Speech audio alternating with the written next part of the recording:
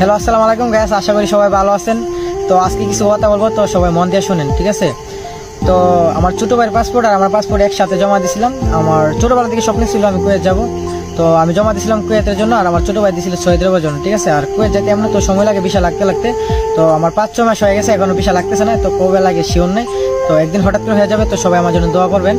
আর আমার ছোট ভাই জমা দিয়েছিল সৌদি আরবের জন্য, ঠিক আছে? তো আমার ছোট ভাইয়ের ভিসাটা লেগে গেছে। তো আগে আমার ছোট ভাই টিকটক করতো না, তো সৌদি আরব গিয়ে মনে হয় একটা আইডি খুলছিল। একদিন হঠাৎ করে আমার সামনে একটা ভিডিও আইছে, আসার পরে আমি ওর আইডিটা ফলো দিছি আর ওর একটা লাইক আর কমেন্ট করছি, ঠিক আছে?